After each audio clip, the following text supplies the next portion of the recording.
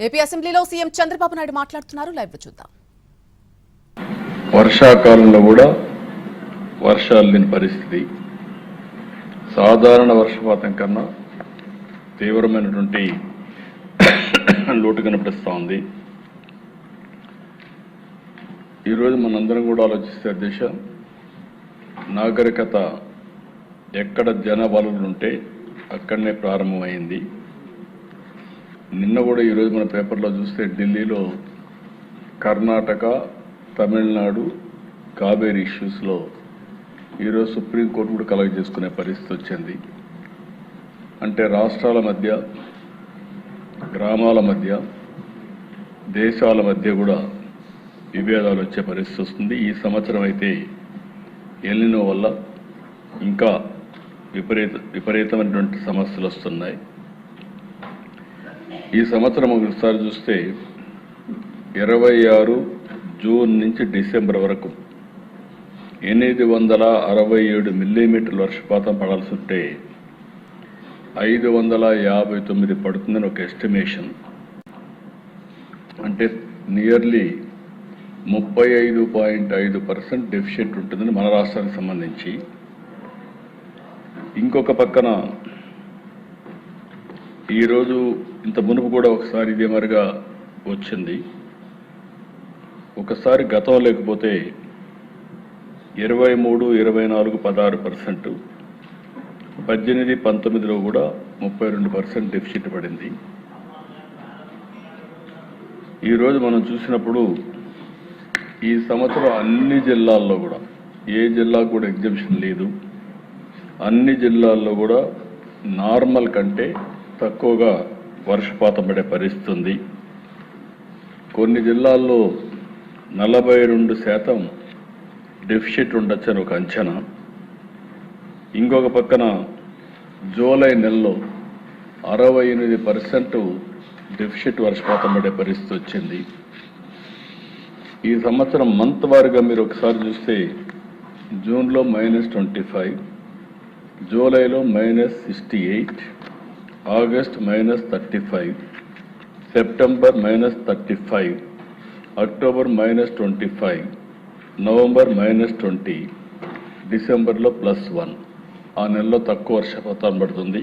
అది కూడా ఈ యొక్క దక్షిణాంధ్రలో నెల్లూరు, తిరుపతి దగ్గర కొంచెం వర్షాలు పడతాయి.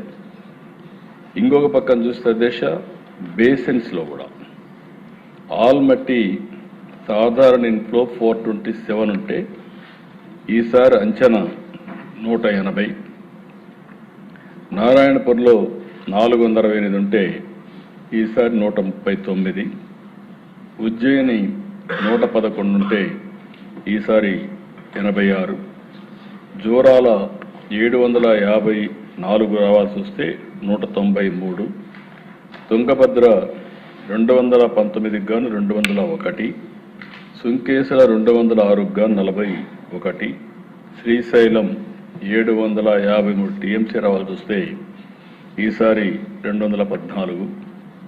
ఈ విధంగా ఆలోచించినప్పుడు మనకు నీళ్లన్నీ కూడా కర్ణాటక, మహారాష్ట్ర నుంచి ఎక్కువ వస్తాయి. అక్కడనే వాళ్ళ రిజర్వాయర్స్కి 58 నుంచి 80% వరకు డెఫిసిట్ ఉంటుందని. అక్కడ రిజర్వాయర్స్ ఫుల్ అయితే ఆ నీళ్లు మనకు వచ్చే పరిస్థితి వస్తుంది. దీనివల్ల శ్రీశైలం, నాగార్ సాగర్ ఈ 2 రిజర్వాయర్స్ పైన తీవ్రమైన ప్రభావం ఉంటుంది.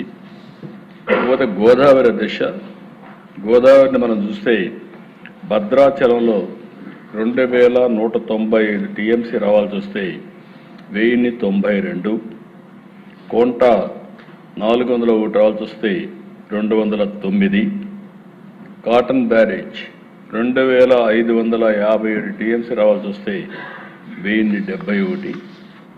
అంటే మొత్తం ఇక్కడ చూసినప్పుడు దిశ గోదావరి బేసిన్లో 1179 మిల్లీమీటర్ల వర్షపాతం పడాలి.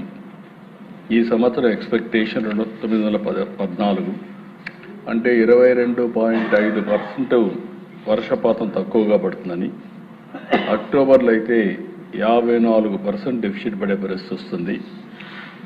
అయితే కాస్తో కూస్తో గోదావరి డెల్టాలో గోదావరి నదిలో మనకు కొంత నీళ్లు వచ్చే పరిస్థితి వచ్చింది. అందుకని ఈరోజు పట్టిసీమ కూడా కృష్ణా డెల్టాలో నీళ్ల కంటే కూడా త్రాగునీరు ఇవ్వగలిగామంటే దానికి కారణం పట్టిసీమ అని చెప్పి కూడా నేను మీకు తెలియజేస్తున్నా. ఇంకొక పక్కన పెన్నా మొత్తం 135 టీఎంసీ సోమశలకు రావాల్సి వస్తే 51 వస్తాయి.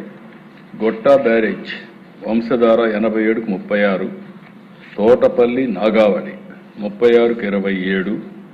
అంటే కొద్దిగా మనం చూసినప్పుడు పెన్నా బేసిన్ కొంచెం తక్కువ వర్షం నీళ్లు రావడం అలాంటి ప్రమాదం కూడా ఉంది. టోటల్గా మన రాష్ట్రంలో గడచిన 2 సంవత్సరాలుగా నీటిపైన ఎక్కడికక్కడ సమర్థవంతంగా ఉపయోగించుకోవడానికి ప్రయత్నం చేశాం. దానివల్ల మీరు చూస్తే గ్రాడ్యువల్గా total major medium irrigation reservoirs 2015లో 291, 18లో 491, 23లో 401, 2025లో ఫస్ట్ టైం 953 టీఎంసీ నీళ్లు.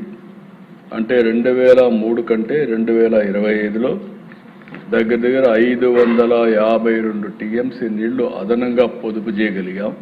అది ఈరోజు కొంతవరకు శ్రీరామ రక్ష అయింది. ఈ సంవత్సరం మనం చూస్తే 554 టీఎంసీ నీళ్లు వస్తాయని ఒక అంచనా. మైండ్ ఇరిగేషన్ ట్యాంక్స్లో 82. ఇంకొక పక్క గ్రౌండ్ వాటరు మనం ఉపయోగించుకుంటే 8.64 మీటర్లకు వెళ్ళింది. పోయినసారి బాగా చేశాం, లోయెస్ట్కి వచ్చాం 6.47. ఈసారి వర్షపాతం తక్కువ ఉంది కాబట్టి అది కూడా దగ్గర 2.2 మీటర్లు అదనంగా వాడుకునే పరిస్థితికి వచ్చాం. ఇవన్నీ చూసిన తర్వాత దిశ 25 కంటే రిజర్వాయర్ల వరకు ఈ సంవత్సరం బెటర్గా నీళ్లు పెట్టగలిగాం.